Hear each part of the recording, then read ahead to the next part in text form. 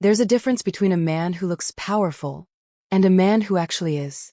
Scarlett learned that the night the friend she once trusted arrived at a private retreat with a man she thought could compete. Mandy had spent months trying to become her. And this weekend, she thought she'd finally won. But the man Scarlett was with didn't need to be loud. He didn't need to be noticed. He didn't need to prove anything. And when things went wrong, everyone realized Mandy hadn't brought competition. She'd brought someone who had no idea who he was standing in front of. The invitation arrived one evening, printed on cream cardstock with embossed lettering, the kind of thing someone had paid attention to. Lakewood Alumni Retreat, Evemere Ridge Lodge, Vermont. A weekend for old friends. Scarlett read it twice at the kitchen island, her coffee going warm in her hand, and felt the particular flutter of someone being called back to a version of themselves they hadn't visited in years. She was still holding it when Young-soo walked in. He moved through the penthouse the way he moved through everything, without announcing himself, without adjusting to the space. The space adjusted to him. He was dressed for the office. Dark charcoal trousers, a black shirt rolled at the forearms, ink trailing up both wrists and disappearing beneath the fabric. His hair was pushed back. His jaw was set at that particular angle that meant his mind was already elsewhere, running calculations she wasn't privy to.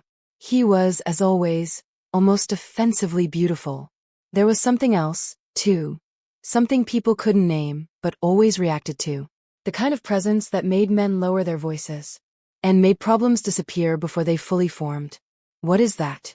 He picked up his own coffee without looking at her. His eyes found the cardstock. A reunion. Lakewood Alumni. It was this club Mandy and I were part of. Private. Small group. She set it on the counter. A mountain lodge in Vermont. Next weekend. He drank his coffee. You should go, he said. Not warmly. Not coldly. The way he said most things, as a simple report of what he had determined. I think I will. She kept her voice easy. Light. You obviously don't have to come. He was quiet for a moment. She knew him well enough now to read the qualities of his silences. This one was the calculating kind. The kind where variables were being run behind those dark, unreadable eyes. She turned back to her toast and waited and said nothing. Because she had also learned that pushing him produced nothing except more silence. How many people? He said. I don't know. A few dozen, maybe. Another silence. Shorter. Men? He said. Scarlett put her toast down. She kept her expression carefully neutral. It was a club, Young-soo. It had members. Some of them were men, yes. His jaw shifted. That was his tell. The very slight movement of the muscle at his jaw that meant something inside him had arrived at an unacceptable conclusion and was now reorganizing around it. I'll come, he said. You don't have to, I'll come. She looked at him. He was staring at the cardstock with the focused attention of a man who had decided something and was simply informing the universe of his decision. Scarlett pressed her lips together to kill the smile. Okay, she said mildly. I'll let them know. She turned back to her toast. He refilled his coffee. Neither of them mentioned it again. But that night, when he pulled her into him in the dark, and his arms settled across her waist with the particular possessive certainty of a man who did not share what was his, she felt him breathe against her hair. And she understood. He wasn't coming for the mountain air. Evemere Ridge Lodge sat in the Vermont hills like something out of a painting. All dark timber and stone and the particular silence of elevation. The air sharp with pine and early October cold. The drive up through the trees was long and winding. And Scarlett watched the city peel away through the window and felt the gradual decompression of someone returning to something uncomplicated. Young-soo drove with one hand. He hadn't spoken for 40 minutes. He was not, she had learned, a man who required conversation to be present. The lodge was warm when they arrived, firelight, wood beams, the smell of cedar and mulled wine. People gathered in the entryway, voices overlapping with the ease of shared history. Heads turned when Scarlett entered, first with recognition, then immediately, inevitably, with the recalibration that always happened when Young-soo stepped in behind her. He was wearing a black fitted sweater and dark trousers, and he looked like something that should not have been allowed in a cozy mountain lodge. He was too much of everything. Too tall, too composed, too magnetic in that cold, effortless way that made the room rearrange itself around him without anyone understanding quite why they were doing it. Scarlett. Two women crossed the room to greet her. There were hugs, the warm rush of old friendship, the laughter of people who had shared something formative. Young-soo stood slightly behind her right shoulder and said nothing, and somehow was the most present person in the room. She introduced him.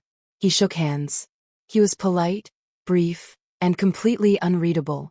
The men in the group sized him up in the way men did, some with recognition that he was not to be tested, some with the oblivious confidence of people who had never been in a room with someone genuinely dangerous and had no framework for identifying it. They had barely set their bags down when Mandy arrived. Chase Monroe entered the lodge the way he did everything, at full volume. He was tall, broadly built, with the kind of aggressively maintained look that cost money and time and announced both. The haircut, the watch, the too-white smile. All curated, all intentional. He had the loud laugh of a man who needed people to know he was having a good time. He swept into the room with Mandy on his arm like she was an accessory he was particularly proud of, shaking hands and greeting people he barely remembered with the familiarity of a politician at a fundraiser. A couple of people near the door murmured to each other, "Isn't that Chase Monroe? The investment guy? He's all over social media. Thought he was based in Manhattan now." Mandy heard it. Of course she did. Her spine straightened by a millimeter, her smile brightening with the brittle shine of someone who believed she'd finally arrived. Her gaze flicked, almost instinctively, past Scarlett, to where Young-soo stood. Just for a second. Just long enough to measure. To compare. To reassure herself. Then she settled back into Chase's side. "Chase Monroe," he said, extending a hand to someone who hadn't needed it. "Real estate. Manhattan." As though the city itself were part of his credentials. As though saying it loudly enough made it true. Scarlett watched the performance unfold with quiet clarity. Chase wasn't a mogul, he was a brand. A man who lived in the glossy space between perception and reality, where rented cars, borrowed offices, and staged private jet photos became success, if photographed correctly. Mandy looked beautiful and exhausted, in the particular way of women performing happiness that required constant maintenance. Her smile was bright and a fraction too fixed. She hugged Scarlett with genuine warmth, and for a moment the performance cracked. The real Mandy flickered through. Tired and fragile and trying too hard. And then Chase's hand found the small of her back, and she reassembled herself instantly. Scarlett saw it. She said nothing. Young-soo saw it too. He didn't comment. He didn't need to. His silence was its own assessment. Chase moved to the fireplace, where a cluster of men had gathered, and inserted himself with the confidence of someone who had never questioned their right to be the most important person in a room. He talked about a development deal in Midtown. He talked about a gala he'd attended. He mentioned, twice, a private jet. His eyes moved to Young-soo, who had settled into an armchair near the window with a glass of scotch, and the stillness of a man who had decided to observe rather than perform. "And you are?" Chase's voice carried the particular volume of someone who wanted to be overheard. "Young-soo." He said nothing else. Chase waited for the rest. The qualifications, the credentials, the performance. None came. "What do you do?" "Business." A beat of silence. Chase's smile tightened at the edges. He made a joke, something about men who kept things mysterious usually having the least to hide, and several people laughed obligingly. Young-soo looked at him the way he looked at things he had already assessed and categorized.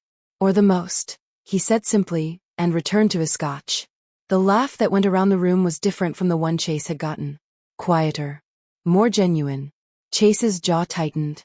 The evening progressed in the way of reunions. Warmth layered over mild tension. Old affections surfacing alongside old grievances. Everyone performing a version of themselves they hoped was improved from the last time anyone had checked. Caleb, who had apparently harbored feelings for Scarlett approximately 1 decade ago, found her near the bar and reintroduced himself with the careful charm of a man testing whether nostalgia was still currency.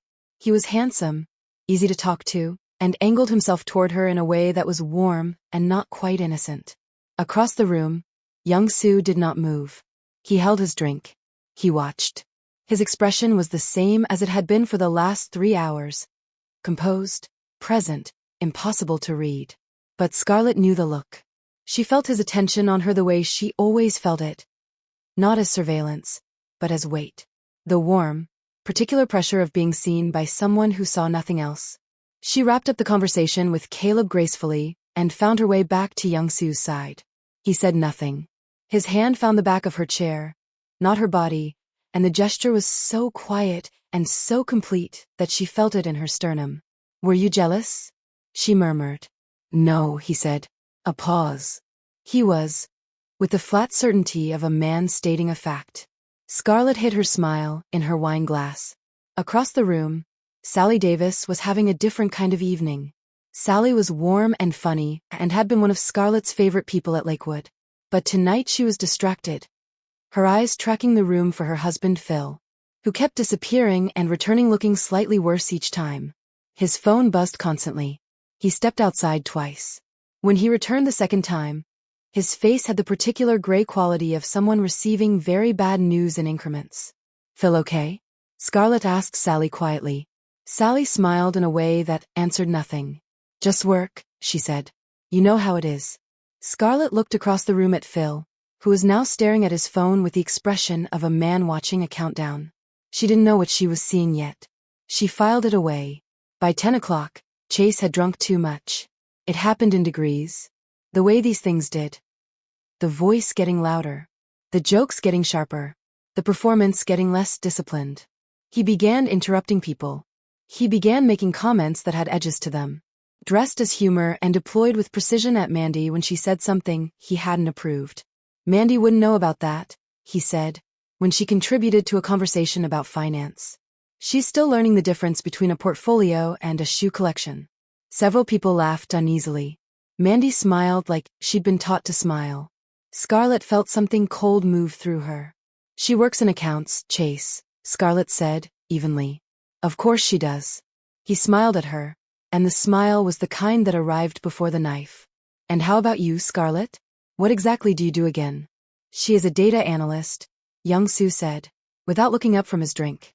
His voice was quiet. The room went slightly quieter. Chase's eyes moved to him. "Right. And you just take care of things?" In the background, Young-Soo looked at him. Not threateningly. There was no performance to it. He simply looked at Chase with the kind of attention that arrived when a man had assessed a threat and determined it was, at most, mildly inconvenient. And then he returned to his drink. Chase's face went red. His mouth opened. Mandy put her hand on his arm. He shook it off. Scarlett watched Mandy's performance crack down the middle. The next morning unfolded in soft light, and the kind of easy laughter that only came from people who hadn't seen each other in years, but still remembered the shape of each other's lives. People drifted into breakfast in loose clusters, laughing too loudly, hugging too long, trying to recreate a version of themselves they'd left behind years ago. Scarlett arrived with Mandy a few steps behind her. Not close enough to suggest friendship, but close enough to suggest she didn't know where else to stand. They exchanged polite smiles, nothing more. The air between them had been thin since the incident, and neither of them pretended otherwise. Chase, however, arrived loud. Too loud. Already performing for an audience that hadn't asked for a show. By mid-morning, the group had migrated to the field for the retreats, fun activities, which was code for adults behaving like children with better shoes. Scarlett tied her hair up, laughing as someone handed her a neon bandana.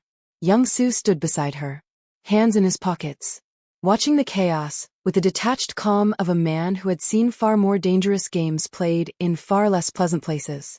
"You're not joining?" she asked, nudging him lightly. He gave her a look that was almost a smile. "I don't play nice." "Then play badly," she teased. He shook his head once, the hint of a smile lingering. "I also don't compete for sport." The line was simple, but it carried weight, the kind that made her pulse skip. "Then spectate," she said softly. "I intend to." Chase, overhearing, barked a laugh sharp enough to cut. "Oh, come on. What's the matter? Afraid to break a nail? Or is it the running? Might scuff the shoes?" A few people chuckled, unsure if they were supposed to. Young-Soo didn't look at him. Didn't blink. Didn't acknowledge the existence of the man trying so desperately to provoke him. He shifted his weight, his attention never leaving Scarlett as she joined her team. That was when Chase pushed harder.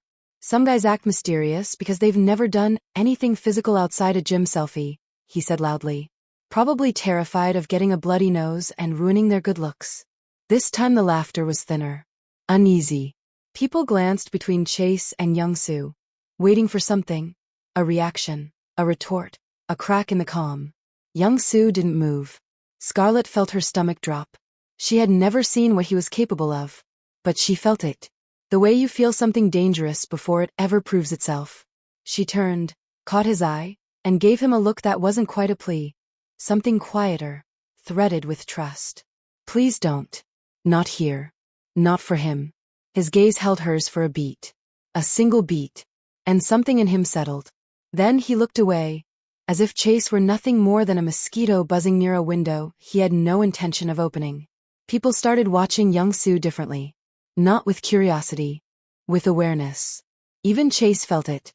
His jokes got weaker. His voice got tighter. His eyes kept flicking toward Young-soo like he was checking the distance to a cliff edge he hadn't realized he was standing on. Scarlett felt the tension coil low in her stomach. Fear. Yes. But something else too. Something warm. Something that felt like being protected by a force she didn't fully understand. And Mandy. Mandy watched all of it.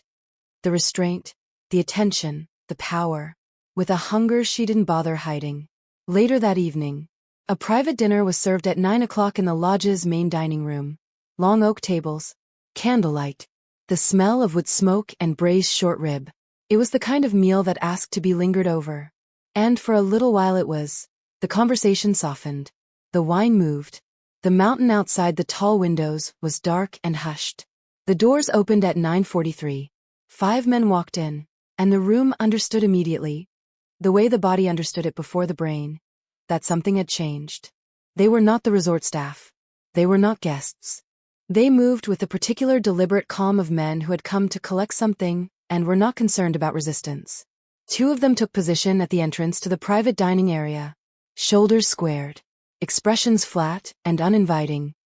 Daring anyone to try leaving. The largest of them stopped in the center of the room. Philip Wallace, he said. Not loudly. He didn't need to be loud. Phil stood slowly from his chair. His face had gone the color of paper. You've been avoiding our calls, the man said. I just need more time. You've had time. What followed happened fast and horribly. Phil was dragged from behind his chair. There was shouting. The men's voices, Phil's voice. His wife Sally's scream sharp as glass. Phil was shoved to his knees in the center of the room. Someone's phone shattered against the stone fireplace when they tried to call for help. The sound of it made several women flinch away from the table. Sally was on her feet, sobbing silently, clutching the back of her chair. Chase stood. Hey. He put his hands out, his voice finding its most authoritative register. Hey, this is a private event. You don't have the right. The man closest to him threw a single punch. Chase went down hard. He scrambled upright, bleeding from the lip, eyes wide with the shock of a man who had never been hit by someone who meant it. The men barely glanced at him. He wasn't even a complication. Chase looked around the room. All those faces he'd been performing for all weekend, and he said nothing else. He moved back to his chair. Mandy didn't reach for him. She just watched him sit down. Through all of it, Young-soo had not moved. He sat at the end of the table, knife and fork in hand, with the stillness of a man watching something that did not yet concern him. His expression gave nothing away. His gaze moved once across the room, slow, deliberate, and then returned to his plate. Scarlett was staring at him. She had gone still when the men came in and had not moved since, one hand flat against the table. Her eyes stayed on him, searching his face for direction. She trusted, in that particular irrational and deeply rooted way, that his reaction was the accurate one. If he was not afraid, she should not be afraid. If he was, this is business, Scarlett, he said quietly, continuing his meal, not looking at her. He owes them money. Phil was on his knees, hands raised, his voice breaking as he tried to speak. His wife's soft, uneven sobbing filled the spaces between his words. Young-soo. Scarlett's voice was barely a sound. She leaned toward him. I'm scared. He looked at her. Something in his expression changed. Not visibly, not in any way most people would have noticed, but she felt it. He set his silverware down. The sound was soft, precise, final. He stood. The movement was quiet. The room felt it anyway. That's enough. His voice was not loud. It didn't need to be. The men turned. Their leader, broad, tattooed, the kind of man who had made other men flinch for years, stepped forward with the confidence of someone who had not yet been told they were outranked. Sit back down, he said. Young Soo looked at him. Do you know who you're talking to? The man pressed. Do you? Young Soo said. He said his name. Go Young Soo. The leader blinked. Then the recognition came, not slowly, not gradually, but all at once, like cold water. It moved across his face and down into his posture. His shoulders dropped. The authority went out of him like air from a punctured tire. He stepped back. We didn't realize. His voice had changed entirely. We didn't know who. He stopped himself. Started again. We didn't know you were here. Now you do. Young Soo walked toward the man, unhurried, and every step was a recalibration of the room's geometry. The men around Phil shifted back. Phil looked up from the floor with the wet, disbelieving eyes of a man being handed a lifeline he hadn't earned. How much? Young Soo asked. 100 and, the leader stopped. Recalibrated. 100,000. With interest. Young Soo looked at him for a moment. Then, without turning, he spoke to the room behind him. But the words were for Scarlett. Give them a break tonight. He reached into his jacket and produced a business card with the unhurried ease of someone whose gestures were always exactly as deliberate as they appeared. He set it on the table. Call that number tomorrow. Someone will buy the debt. The men bowed. There was no other word for it. 5 men who had walked into a room like they owned the floor bowed toward Go Young Soo with their eyes down, repeating apologies for interrupting his dinner. And then they left through the door they had come in. And the room was still. And the fire crackled. And Phil collapsed forward onto his hands and wept. The room exhaled. Sally was at Phil's side, her arms around him. Her crying transformed from fear into something softer. People moved, toward each other, toward the bar, toward the windows.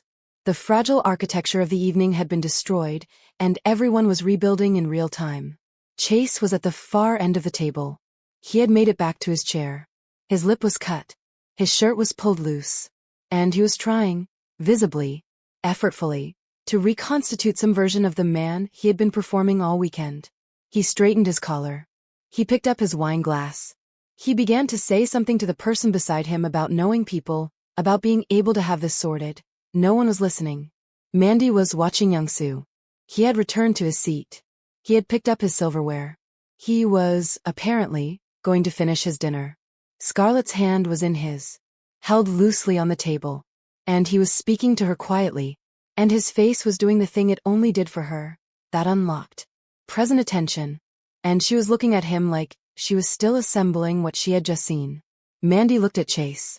He was still talking, still performing, still trying to reclaim the room with his voice, because his voice was the only thing he had. She looked back at Young Soo. Real power doesn't ask for attention, she thought, with a clarity that arrived quietly and landed like something permanent. It doesn't perform. It doesn't need to. She hadn't lost to Scarlett. There had never been a competition. She had simply chosen wrong. She had chosen men who needed to be seen, again and again, because she understood that currency. She had built a life around performance, and then wondered why it felt hollow. The truth settled into her bones like cold. Chase said something to her. She smiled the performance smile, and didn't hear a word. Mandy looked at Scarlett one last time. Not with envy this time. Not even with longing. Just clarity. For months, she had tried to understand what made Scarlett different. Now she knew. It wasn't beauty. It wasn't confidence. It was the fact that Scarlett never had to prove who she was, and somehow, the world responded to that. That night, they left. No announcement. No explanation. Their bags appeared at the door by 11. And they were in their car before midnight. And Mandy looked out the window at the dark Vermont trees and said nothing all the way down the mountain. Their room was at the far end of the upper floor, all timber walls and soft light, and a window that looked out at the Black Hills. The fire had been banked low and the room was warm, carrying the faint scent of wood smoke. Scarlett sat at the edge of the bed. Young Soo poured water at the small table by the window. He set a glass beside her. He didn't sit. He moved to the window and stood there with his arms loose at his sides, looking out at the dark. And she studied his profile. the set of his shoulders, the tattoos visible where his sleeves were rolled, and tried to find a container for everything she was carrying. The silence between them was not comfortable. It was full. "I've seen you powerful before," she said finally. He didn't turn. "I know. But not like that." She hesitated, searching for the right shape of the truth. "I didn't know people like that bowed to you. I didn't know your name could just," she exhaled. "Stop something. Stop violence. Like a force of nature being redirected." He was quiet. "I didn't know you lived in that world, young Sue. Not like that." She heard her own voice, not accusing, not frightened, but overwhelmed. "I knew there were things you didn't tell me. I knew your family's name meant something. But I didn't understand the shape of it until tonight." He turned from the window. His face was not closed. That was what struck her. He had prepared himself. She could see the preparation in the set of his jaw. To receive her fear. To be looked at with the particular wariness of a woman recalculating everything she thought she knew. He had prepared for it the way a man prepared for something he had always known was coming. He crossed the room and sat in the chair beside the bed, forearms on his knees, close enough to touch and not touching. "Not yet. You've only seen the part of my world that wears suits," he said. His voice was low, careful. "Tonight was the rest of it." He looked at her steadily. "I never wanted you to see it." "Why?" "Because you are," he stopped. Something moved across his face. Subtle and unguarded. "You are the one thing I have that is not part of that. And I didn't want it to be." He looked down at his hands for a brief moment. "But it's still mine," he said quietly. "Both of those things are true." The fire settled in its grate. Outside, the mountain was utterly still. "If you stay with me," he said, "it becomes yours too. Not the business. Not the decisions. But the weight of it." He looked at her. "I'm not going to pretend otherwise." Scarlett absorbed this. She thought about the 4 men bowing. She thought about the sound of his name landing in that room like a stone dropped into still water. The ripples moving outward in every direction. She thought about how natural it had looked on him. How completely unsurprised he had been. Not by the men. Not by the violence. But by his own authority. "I wasn't scared of you," she said. "I need you to understand that." She held his gaze. "I was scared of how easily you controlled them. I was scared of how normal it felt to you. Like you've stood in moments like that 100 times. More than 100, he said, with a quietness that was not boast and not apology. "I was scared," she said slowly, "till I realized I don't know everything about you. And tonight showed me exactly how much that is." He nodded, accepting it, not defending it. "I stepped in because you were scared," he said. "Not because of Phil. Not because those men crossed into the wrong room." He looked at her with the full weight of his attention. That immovable, absolute focus that was the most intimate thing he possessed. "You told me you were scared. That was the only moment that mattered." Scarlett felt her throat tighten. "You're the only thing that moves me," he said. "That's what you saw tonight. The name they recognized. The world I come from. All of it existed before you. It'll exist after." He paused. "But none of it could make me stand up the way 2 words from you could." Something in her chest loosened. She slid off the bed and crossed the 2 feet between them and sat in his lap and put her hands against his face. That controlled, beautiful, dangerous face, and felt him exhale beneath her. His hands found her waist with the immediate certainty of someone arriving at the only place they intended to be. "I don't want the polished version of you," she said. Her thumbs traced his jaw. "I want all of it. The truth. Every part of it." She held his gaze. "I'm choosing this. Not blindly. Not because I'm not scared. But because you are what I'm choosing." Something shifted in his eyes.